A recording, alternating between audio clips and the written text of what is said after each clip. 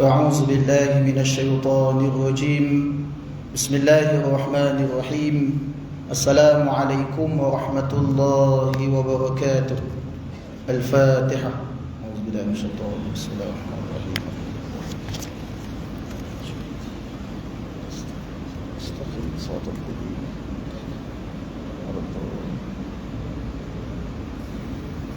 الحمد لله رب العالمين نحمده ونستعينه ونستهديه ونستغفره ونعوذ بالله من شرور أنفسنا ومن سيئات أعمالنا من يهده الله فلا مضل له ومن يضلله فلا هادي له أشهد أن لا إله إلا الله وحده لا شريك له وأشهد أن محمدا عبده ورسوله وقال رب اشرح لي صدري ويسر لي أمري واحلل عقدة من لساني يفقهوا قولي أما بعد رضيت بالله ربا وبالإسلام دينا وبمحمد نبيا ورسولا.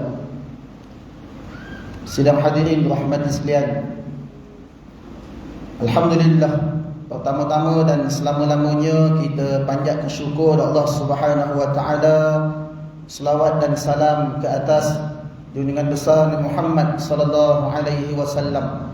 Allahumma salli ala Muhammad wa ala ali Muhammad, kepada keluarga baginda, kepada para sahabat, kepada tabi'in dan seterusnya, kepada mereka yang istiqamah mengikut jejak langkahnya sampai bila-bila. Yang dihormati ahli tuan kuasa Masjid Al-Muhtadin Bido dan seterusnya, pegawai-pegawai masjid, tuan-tuan imam, tuan-tuan bilal, para alim ulama dan seterusnya, sidang hadirin dirahmati sekalian. Alhamdulillah, kita bersyukur Allah Subhanahu wa taala dapat sama-sama kita dipertemukan pada malam ini dalam sesi kuliah bulanan. Mudah-mudahan kita dapat niatkan i'tikaf di dalam masjid ini dan seterusnya kita adakan majlis ilmu fardu ain, antaranya subjek akidah. Mudah-mudahan kita dapat manfaatkan masa dan seterusnya kita dapat berkongsi ilmu dan kita dapat praktikkan dalam kehidupan seharian kita, insya-Allah. Sidang hadirin dirahmati sekalian, sebagai mukadimah pada malam ini, yang pertamanya saya nak berkongsi sedikit tentang isu Palestin, yakni isu umat Islam, isu kemanusiaan.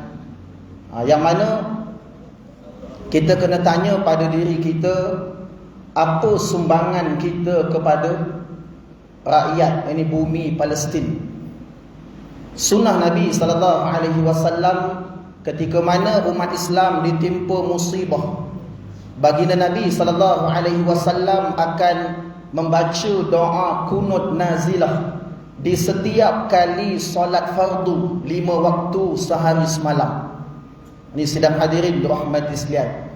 Kemudian yang kedua, kita berikan sumbangan kepada NGO yang dilantik. Berikan sumbangan sama ada keuangan ataupun kita membeli bendera dan sebagainya untuk kita membantu rakyat Palestin. Dan seterusnya, yang ketiga, apa pentingnya bumi Palestin kepada umat Islam. Ketika mana peristiwa Isra wal Mi'raj, Nabi sallallahu alaihi wasallam diperjalankan daripada Masjidil Haram Mekah ke Masjidil Aqsa Palestin, dan baginda menambat burak di Masjidil Aqsa. Kemudian baginda mengimamkan salat para nabi dan rasul alaihi wassalatu wassalam di Masjidil Aqsa. Baginda imamkan solat, tujuannya untuk melantik baginda sebagai penghulu segala para nabi dan rasul.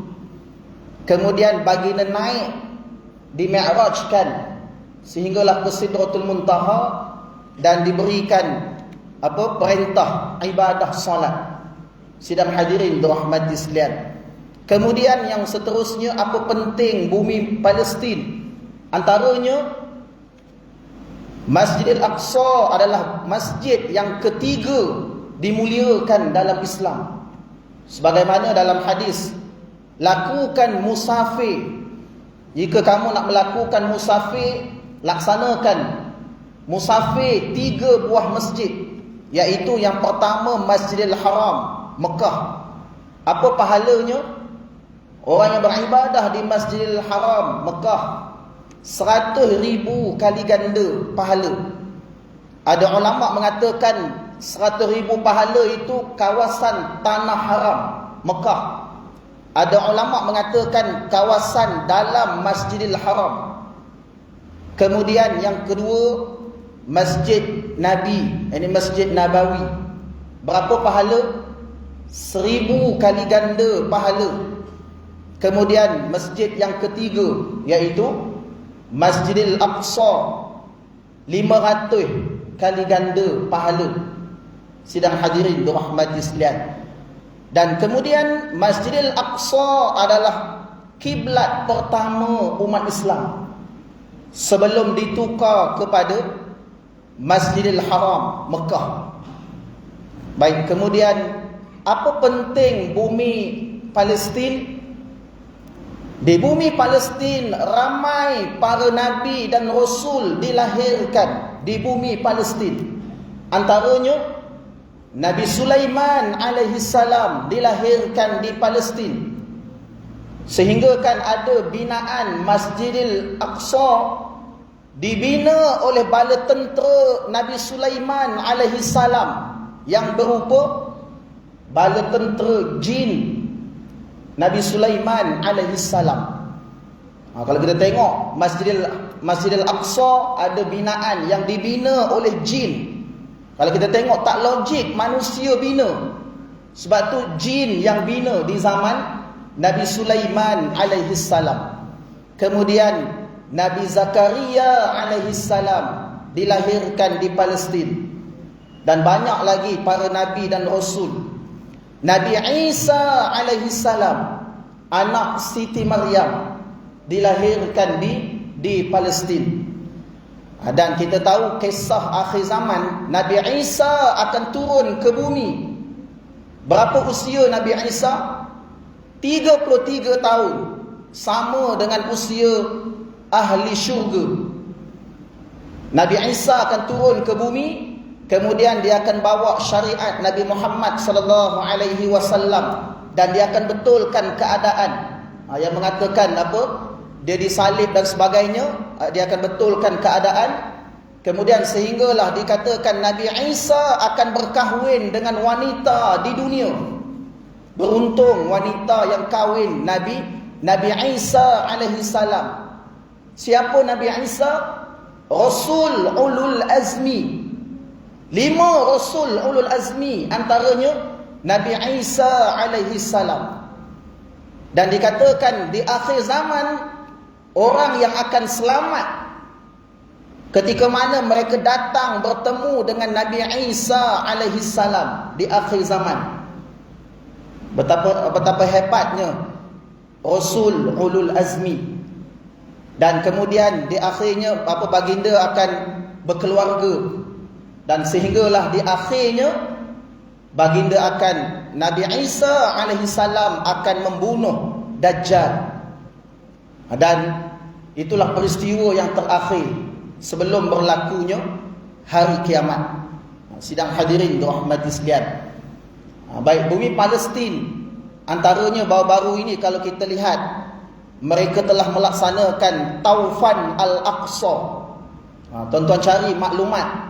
Taufan Al-Aqsa ini antaranya kemenangan lebih kepada tentera Palestin. Walaupun dilihat di sebelah pihak musuh banyak menghancurkan, hospital dihancurkan, wanita, kanak-kanak dibunuh dan sebagainya, itu di pihak musuh menyerang bumi Palestin. Manakala di pihak tentera Palestin banyak kemenangan dan kejayaan yang dihadapi. Mereka tak mampu untuk menentang tentera Palestin. Sidang hadirin dirahmati sekalian. Baik, seterusnya yang kedua, Saya bawa malam ini ada 6 jilid kitab. Ini 6 jilid kitab ilmu fardu ain. 6 subjek. Subjek yang pertama panduan akidah. Subjek yang kedua fiqh ibadah. Subjek yang ketiga fiqh munakahat. Subjek yang keempat fiqh muamalat. Subjek yang kelima fiqh jinayah. Subjek yang keenam tasawuf. Sidang hadirin dirahmati sekalian, para ulama membaca, mengulang kaji ribuan kitab untuk menyusun disiplin ilmu fardu ain. Para ulama membaca, menelaah, menghabiskan masa mereka untuk menghasilkan silibus ilmu fardu ain untuk dijadikan rujukan umat Islam. Sidang hadirin dirahmati sekalian, menjadi harapan saya, sedikit pengalaman saya mengajar di surau dan masjid daerah Batang Padang sudah hampir tak lama, 15 tahun. Antaranya harapan saya, kalau boleh saya nak mengkhatamkan 6 jilid ilmu fardu ain seluruh daerah Batang Padang. Kalau boleh saya nak masuk surau dan masjid daerah Batang Padang untuk menyelesaikan ilmu fardu ain. Sidang hadirin dirahmati sekalian, alhamdulillah di Masjid Al-Muhtadin ini kita dah khatam 2 jilid panduan akidah, dan yang kedua fiqh ibadah. Kita ada berbaki 4 jilid lagi. InsyaAllah 1 jilid memakan masa 24 kali perjumpaan bersamaan 2 tahun. 1 jilid 2 tahun, InsyaAllah kita khatam. Maksudnya 6 jilid, tuan-tuan darab, 6 kali 2 12 tahun. Mudah-mudahan sekiranya kita dipanjangkan usia, kita dapat mengkhatamkan ilmu fardu ain 6 subjek yang selalu saya sebutkan. Dan sidang hadirin dirahmati sekalian, cuba kita lihat tuan-tuan, di negeri kita Perak, pernah tak tuan-tuan tengok surau masjid mengajar fiqh jinayah? Ada tak? Ini sidang hadirin dirahmati sekalian, alhamdulillah saya ada tengok di masjid di Ipoh. Guru saya Al-Fadil Datuk Ustaz As'ad Awang, beliau jawatankuasa fatwa negeri Perak, dan beliau juga pensyarah saya di Maktab Ipoh. Beliau ada mengajar fiqh jinayah di masjid Ipoh. Ini sidang hadirin dirahmati sekalian, maksudnya apa? Fiqh jinayah dia di bawah ilmu fardu ain. Wajib setiap individu muslim mengetahui, mempelajari ilmu fardu ain fiqh jinayah. Ini sidang hadirin dirahmati sekalian, setakat ini saya baru khatam 3 jilid panduan akidah, fiqh ibadah, tasawuf. 3 jilid, ada 3 lagi baki.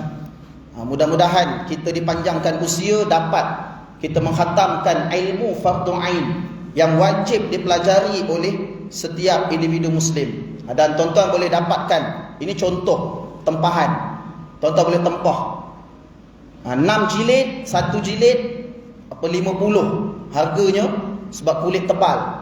Kulit tebal ni dia tahan lama kitab. Ulama menghabiskan masa banyak menelaah kitab dan sebagainya. Kita ambil kelebihan ulama yang telah menyusun ilmu fardu ain, kita ambil letak dekat rumah tuan-tuan, dapatkan letak dekat rumah. Ada masa, bukan ada masa, wajib kita belajar ilmu fardu ain. Bagi ketua keluarga, wajib dia mengajar isteri dan anaknya ilmu fardu ain. Kalau tak mampu nak ajar, dia kena hantar kepada asatizah, ustaz dan ustazah, mengajar isteri dan anak-anaknya. Sidang hadirin dirahmati sekalian, baik, seterusnya kita menyambung pengajian kita. Boleh dapatkan 6 jilid ini, harga lebih kurang dapat RM300. Rasanya tak mahal tuan-tuan, untuk dibandingkan ulama menghabiskan masa menghabiskan tenaga, mengulang kaji ilmu-ilmu, menyusun disiplin ilmu, sehinggalah dapat menghasilkan 6 jilid ilmu fardu ain yang wajib kita pelajari. Sidang hadirin dirahmati sekalian, kita menyambung dalam risalah fikriyah matan Jauharah At-Tauhid di muka surat 150 rangkap 77. Tajuk pada malam ini iaitu terbaik berdasarkan janji syurga.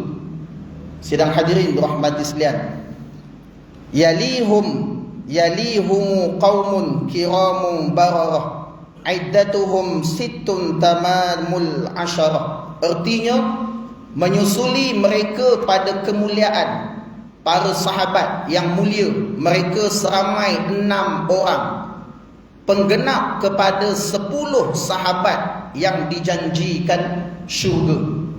4 sahabat khulafa'ur rasyidin dan 6 sahabat ditambah, menggenapkan menjadi 10 sahabat al-asyarah al-mubasyarun bi'al jannah.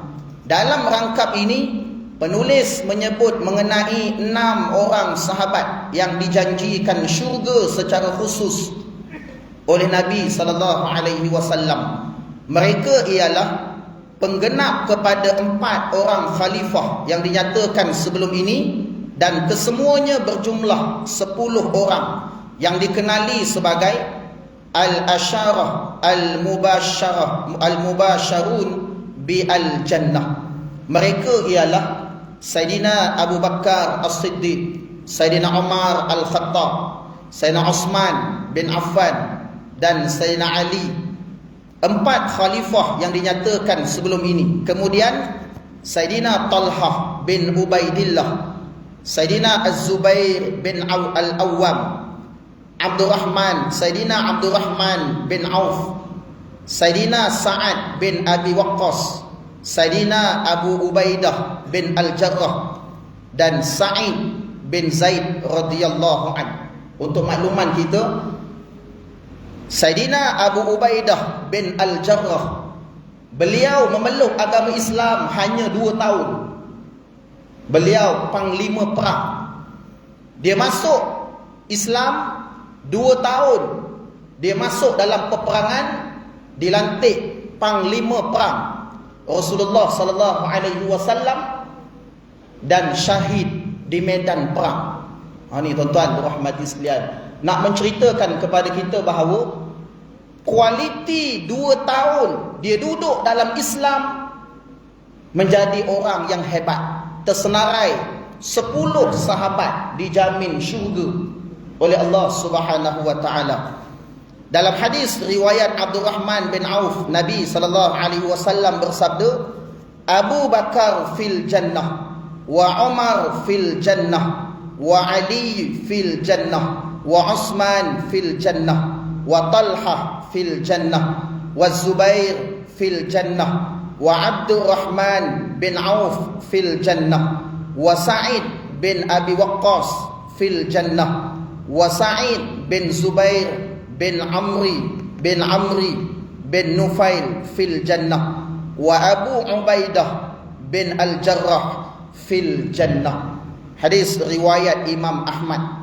Artinya Abu Bakar di dalam syurga, Umar di dalam syurga, Ali di dalam syurga, Osman di dalam syurga, Talhah di dalam syurga, Az-Zubair di dalam syurga, Abdurrahman bin Auf di dalam syurga, Sa'ad bin Abu Waqqas di dalam syurga, Sa'id bin Zaid bin Amru bin Nufail di dalam syurga, Abu Ubaidah bin Al-Jarrah di dalam syurga. Hadis riwayat Imam Ahmad. Dalam kitab Al-Aqidah At-Tahawiyah, Imam At-Tahawi menyatakan secara terperinci kelebihan setiap orang daripada 10 sahabat tersebut dengan menyebut dalil-dalil daripada hadis Nabi SAW.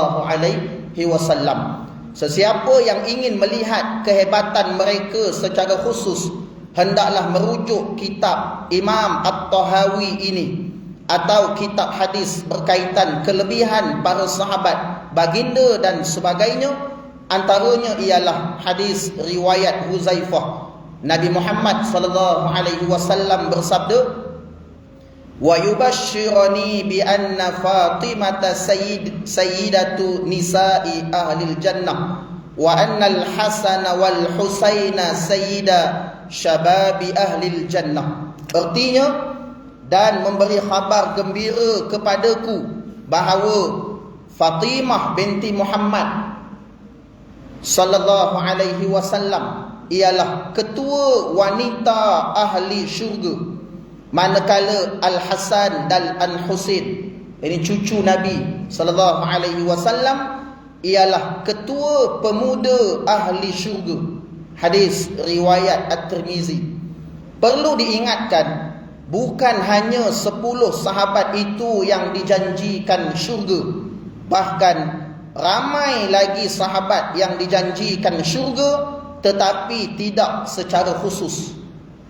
Yang 10 sahabat ni secara khusus disebutkan dalam hadis.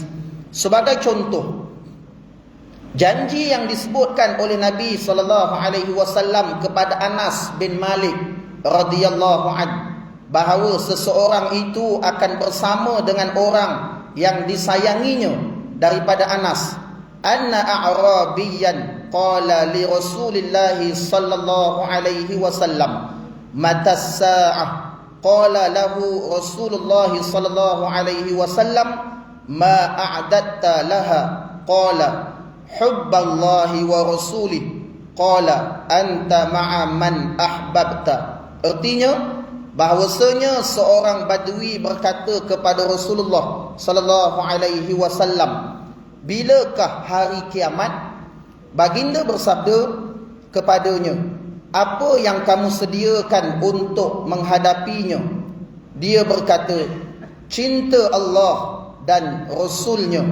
Baginda bersabda, "Kamu bersama dengan mereka yang kamu cinta." Hadis riwayat Imam Muslim, nombor 2639.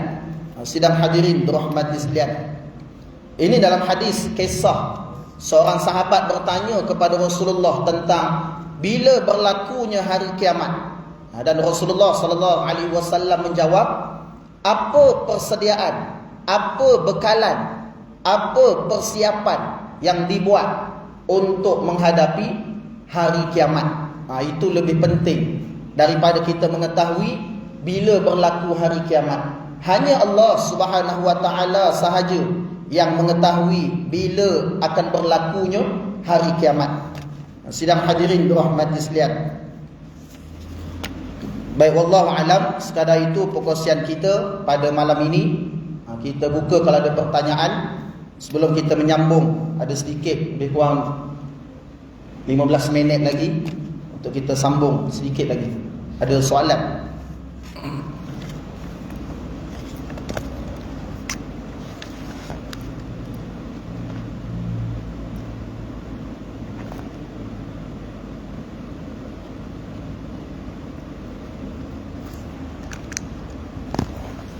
Baik, kalau tak ada soalan, saya nak berkongsi sedikit lagi tajuk buku ini, Syurga yang Dirindui, bicara Nabi dari hal syurga. Sidang hadirin dirahmati sekalian, sebelum ini kita dah kongsi kisah, antaranya apa, kisah ahli syurga. Dan malam ini mungkin tuan-tuan nak dengar kisah tentang bidadari syurga. Tetapi sidang hadirin dirahmati sekalian, saya akan kongsi kisah yang lebih hebat daripada bidadari syurga. Ini sidang hadirin dirahmati sekalian. Baik, tajuk pada malam ini iaitu keredaan Allah Subhanahu wa taala, nikmat yang teragung.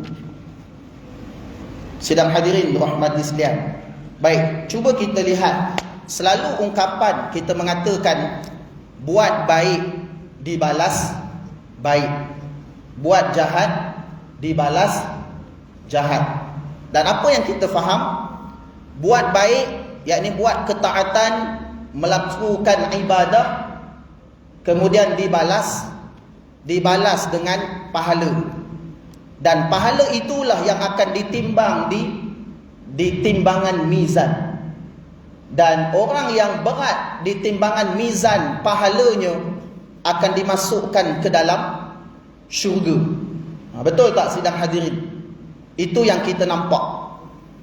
Rupa-rupanya Allah Subhanahu wa ta'ala bukan jaminan ibadah yang banyak, ketaatan yang kita buat, kita mendapat pahala, bukan jaminan untuk dimasukkan ke dalam syurga. Ini sidang hadirin, kita kena betulkan tanggapan kita. Rupa-rupanya jaminan seseorang dimasukkan ke dalam syurga iaitu dengan mardatillah, keredaan Allah Subhanahu wa ta'ala, maka dia akan dimasukkan ke dalam syurga. Sidang hadirin dirahmati sekalian, selalu kisah kita kongsi. Kisah tentang dalam hadis sahih Bukhari sahih Muslim. Seseorang yang membunuh 99 orang. Pernah dengar sidang hadirin? Kita dah kongsi sebelum ini. Seseorang itu dia membunuh 99 orang. Kemudian dia pergi bertemu dengan ahlil abid. Ahlil abid ni ahlil ibadah. Dia bukan ulama. Seseorang ini dia tanya pada ahlil abid, adakah dosa dia 99 orang dia dah bunuh diampunkan oleh Allah? Maka ahlil abid ini, dia ahlil ibadah, dia menyatakan Allah takkan ampun dosa sebab 99 orang bunuh, ramai. Maka lelaki ini membunuh ahlil abid. Jadi berapa jumlahnya? 100 orang dia telah bunuh. Kemudian dia pergi bertemu dengan seorang ulama. Dan ulama ini dia tanya pada ulama ini, adakah dia dah bunuh 100 orang? Adakah dosanya akan diampunkan? Ulama ini mengatakan Allah Subhanahu wa ta'ala akan mengampunkan lebih besar daripada dosa yang telah dibuat. Allah Maha Pengampun. Walaupun lagi ramai lebih pada 100 orang dibunuh, Allah akan ampunkan dosa dia dengan syarat dia bertaubat, taubatan nasuha, bertaubat bersungguh-sungguh. Dan disyaratkan dia kena keluar daripada kampung dia, pergi ke tempat lain untuk berhijrah, untuk berubah. Kemudian ditakdirkan dalam perjalanan lelaki ini dia keluar daripada kampung, dah jauh meninggalkan kampung, ditakdirkan dia meninggal dunia.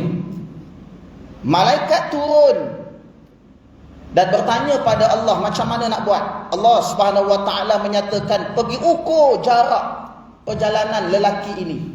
Maka malaikat pun ukur jarak, dan dilihat jarak dia keluar daripada kampung lagi jauh daripada kampung, maksudnya dia dah berubah. Dan Allah Subhanahu wa ta'ala menyatakan lelaki itu taubat dia telah diterima oleh Allah Subhanahu wa ta'ala dan dia dijanjikan syurga. Allahu Akbar. Sidang hadirin dirahmati sekalian, maksudnya apa? Dalam dunia ini, dalam kehidupan kita, jangan mudah kita menghukum orang. Macam kisah ini, dia dah bunuh 100 orang. Kita kata mesti dia akan dihumban ke dalam neraka. Tetapi itu tanggapan salah kita. Allah Subhanahu wa ta'ala Maha Pengampun. Lelaki ini telah bertaubat bersungguh-sungguh, diterima taubatnya dan dimasukkan ke dalam syurga Allah Subhanahu wa ta'ala. Maksudnya apa? Allah Subhanahu wa ta'ala redha kepada lelaki ini dan dijamin syurga oleh Allah Subhanahu wa ta'ala. Dalam hadis menyatakan, maksudnya sesungguhnya Allah Ta'ala memanggil penghuni syurga, wahai penghuni syurga. Maka mereka menjawab, kami menyahut panggilanmu dan kebahagiaan berpunca daripadamu. Allah Ta'ala bertanya, adakah kamu sudah berasa puas? Mereka menjawab, apa lagi yang kami tidak puas, wahai Tuhan? Kami telah dikurniakan sesuatu yang tidak diberikan kepada mana-mana ciptaanmu. Allah Ta'ala bertanya, mahukah jika aku kurniakan sesuatu yang terbaik? Mereka menjawab, wahai Tuhan, apakah perkara yang lebih baik daripada semua ini? Allah Ta'ala berkata, aku halalkan buatmu keredaanku, lalu aku tidak akan murka kepadamu buat selama-lamanya. Hadis direkodkan Imam Al-Bukhari nombor 7080, diriwayatkan oleh Abu Sa'id Al-Khudri radhiyallahu anhu. Sidang hadirin dirahmati sekalian, keredaan Allah Ta'ala merupakan nikmat yang teragung, nikmat yang terbesar. Keredaan Allah Ta'ala itulah punca kepada kebahagiaan di dunia dan kebahagiaan di akhirat. Allah Subhanahu wa Ta'ala redha kepada kita. Di dunia kita akan bahagia di dunia. Allah Subhanahu wa Ta'ala redha kita di akhirat. Kita akan bahagia di akhirat. Sebagaimana dalam surah At-Taubah ayat 72. Maksudnya, Allah menjanjikan orang-orang yang beriman, lelaki dan perempuan, syurga-syurga yang mengalir di bawahnya beberapa sungai. Mereka kekal di dalamnya dan beroleh tempat-tempat yang baik di dalam syurga Adnan. Ini nama syurga, syurga Adnan, serta keredaan daripada Allah yang lebih besar kemuliaannya. Balasan yang demikian itulah kejayaan yang besar. Surah At-Taubah ayat 72. Sidang hadirin dirahmati sekalian. Kemudian dalam surah Al-Bayyinah ayat 7 dan 8. A'udzubillahi minasyaitonir rajim. Innal ladzina amanu wa 'amilus solihati ulaika hum khairul bariyah. Jazaohum 'inda rabbihim jannatu 'adnin tajri min tahtihal anhar khalidina fiha abada radhiyallahu anhum wa radu'an zalika liman khasyiya rabbah. Maksudnya, sesungguhnya orang-orang yang beriman dan beramal soleh, mereka itulah sebaik-baik makhluk. Balasan mereka di sisi Tuhannya ialah syurga Adnin. Syurga Adnan, tempat tinggal yang tetap, yang mengalir di bawahnya beberapa sungai. Kekallah mereka di dalamnya selama-lamanya. Allah redha akan mereka dan mereka pun redha akan nikmat pemberiannya. Balasan yang demikian itu untuk orang-orang yang takut melanggar perintah Tuhannya. Surah Al-Bayyinah ayat 7 dan 8. Soalan? Ya nanti nak sampai tajuk tu. Baik, kemudian untuk mendapatkan keredaan Allah Ta'ala, kita mestilah redha kepada Allah Subhanahu wa Ta'ala terlebih dahulu. Barulah Allah redha kepada kita. Contoh yang lain, tuan-tuan. Kita nak dapatkan kasih sayang daripada keluarga kita, kita dulu kena kasih sayang kepada keluarga, beri kasih sayang kepada ahli keluarga. Barulah ahli keluarga akan beri kasih sayang kepada kita. Sidang hadirin dirahmati sekalian, sebagaimana hadis, maksudnya merasai kelazatan iman sesiapa yang redha Allah Ta'ala sebagai Tuhan. Ini ayat yang sahabat kita baca. Raditu billahi rabba wa bil islami dina wa bi Muhammadin nabiyyan wa rasula. Aku redha, raditu billahi rabba, aku redha Allah itu Tuhanku, wa bil islami dina, Islam sebagai agamaku, wa bi Muhammadin nabiyyan wa rasula, dan Nabi Muhammad sallallahu alaihi wasallam sebagai Rasulullah, sebagai utusan Allah. Hadis direkodkan oleh Imam Muslim dalam Sahih Muslim nombor 34. Sidang hadirin dirahmati sekalian, persoalannya, apakah maksud redha? Redha maksudnya menurut Imam An-Nawawi rahimahullahu taala, maksudnya mengatakan pengarang At-Tahrir rahimahullah berkata, maksud redha dengan sesuatu ialah kita berpuas hati dengannya, kita berasa cukup dengannya, dan kita tidak meminta selainnya. Sidang hadirin dirahmati sekalian, ketika mana kita membaca surah Al-Fatihah, ketika mana surah Fatihah, iyyaka na'budu wa iyyaka nasta'in, kepadamu ya Allah kami menyembah dan kepadamu kami memohon pertolongan.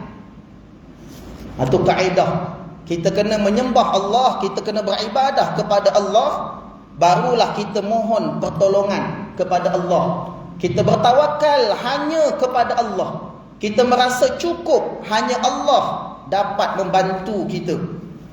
Baik, kemudian kita disarankan untuk membaca zikir. Zikir yang kita baca ini, dia di dalam zikir maksurat pagi dan petang. Apa bunyi zikirnya? Raditu billahi rabba wa bil islami dina wa bi Muhammadin nabiyyan wa rasula. Tidak ditentukan berapakah bilangan zikir tersebut. Terpulang kita nak baca 100 kali ke, 300 kali ke, 1000 kali ke kita nak baca zikir Raditu billahi rabba wa bil islami dina wa bi Muhammadin nabiyyan wa rasula. Terpulang kepada diri kita sendiri. Selain daripada itu, kita juga disunnahkan untuk membaca zikir ini ketika menjawab panggilan azan. Sebagaimana dalam hadis, ketika mana sesiapa yang membaca ketika mendengar muazzin mengumandangkan azan, kemudian membaca asyhadu an la ilaha illallah wahdahu la syarikalah wa anna Muhammadan abduhu wa rasuluh, raditu billahi rabba wa bil islami dina wa bi Muhammadin nabiyyan wa rasulah, diampunkan dosa-dosa kecil yang lepas. Hadis direkodkan oleh Imam Muslim dalam Sahih Muslim nombor 386. Baik, terdapat dua pendapat ulama tentang bilakah zikir ini dibaca. Pendapat yang pertama, dibaca selepas ucapan asyhadu anna Muhammadar Rasulullah. Selepas kita menjawab panggilan asyhadu anna Muhammadar Rasulullah, maka kita pun membaca zikir asyhadu an la ilaha illallah wahdahu la syarikalah wa anna Muhammadan abduhu wa rasuluh, raditu billahi rabba wa bil islami dina wa bi Muhammadin nabiyyan wa rasula. Itu pendapat yang pertama. Pendapat yang kedua mengatakan dibaca selesai azan. Selesai azan kita membaca zikir asyhadu an la ilaha illallah wahdahu la syarikalah wa anna Muhammadan abduhu wa rasuluh, raditu billahi rabba wa bil islami dina wa bi Muhammadin nabiyyan wa rasula. Kemudian kita berselawat kepada Nabi sallallahu alaihi wasallam dan disusuli dengan doa selepas azan. Rumusan, kesimpulannya menurut Syekh Muhammad Ratib An-Nablusi di dalam bukunya Mawsu'ah Al-Asma' Allah Al-Husna, kita mestilah meningkatkan pengetahuan kita tentang Allah Ta'ala setiap hari. Ini kerana setiap kali pengetahuan kita meningkat, akan bertambah khusyuk, akan bertambah takwa, akan bertambah redha, akan bertambah tunduk, akan bertambah pasrah, akan bertambah perjuangan, akan bertambah pengorbanan, dan akan bertambah keikhlasan kita. Sebab tu dalam awal agama, ma'rifatullah, mengenal Allah. Macam mana nak kenal Allah? Sudah tentulah dengan kita mengetahui Asma'ul Husna. Kemudian kita mengetahui tentang sifat wajib, sifat mustahil, dan sifat harus bagi Allah. Maksudnya, amal kita juga bergantung kepada sebesar mana pengetahuan kita tentang Allah Ta'ala. Dan kebahagiaan kita bergantung pada seberapa besar amalan baik yang kita buat. dalam keadaan kita tenggelam dalam kenikmatan syurga yang tidak terperi. Rupa-rupanya nikmat yang paling besar mengalahkan nikmat bidadari, mengalahkan nikmat makan minum dalam syurga, mengalahkan nikmat bersenang lenang dalam syurga, mengalahkan nikmat segala-gala nikmat dalam syurga, iaitu nikmat keredaan Allah Ta'ala itu sendiri. Wallahu a'lam. Sekadar itu perkongsian kita pada malam ini, mudah-mudahan bermanfaat. Kita jadikan zikir pada malam ini dalam amalan, dalam kehidupan. Mudah-mudahan kita mendapat keredaan Allah Ta'ala dan kita dijamin syurga oleh Allah. Kita tutup dengan bacaan doa. A'udzubillahi minasyaitonirrajim. Bismillahirrahmanirrahim. Alhamdulillahirabbil alamin. Wassalatu wassalamu ala asyrafil mursalin sayyidina Muhammadin wa ala alihi wa sahbihi ajma'in.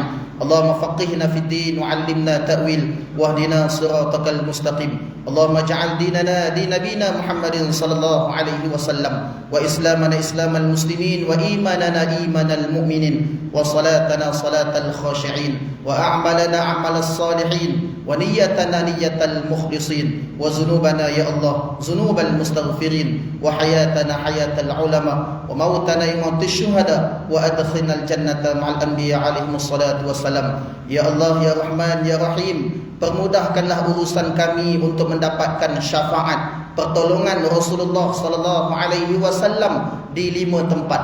Tempat yang pertama ketika mana di padang mahsyar, tempat yang kedua ketika mana di timbangan mizan, tempat yang ketiga ketika mana di telaga Haud, telaga Kausar, tempat yang keempat ketika mana di titian sirat, dan tempat yang kelima ketika mana di dalam syurga-Mu. Mudah-mudahan kami dapat masuk ke syurga-Mu bersama-sama dengan Rasulullah sallallahu alaihi wasallam. Raditu billahi rabba wa bil islami dina wa bi Muhammadin nabiyyan wa rasula. Ya ayyatuhan nafsul mutmainnah irji'i ila rabbiki radiyatan mardiyah fadkhuli fi ibadi وادخلي جنتي ربنا آتنا في الدنيا حسنة وفي الآخرة حسنة وقنا عذاب النار وصلى الله على سيدنا محمد وعلى آله وصحبه أجمعين والحمد لله رب العالمين. Kita tutup dengan tasbih kafarah dan surah Al-Asr. Subhanakallah bihamdik asyhadu an la ilaha illa anta astaghfiruka wa atubu ilaik.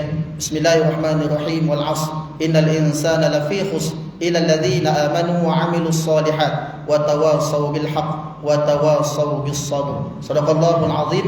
Aqulu qawli hadha wa astaghfirullaha li wa lakum. Wassalamu alaikum warahmatullahi wabarakatuh.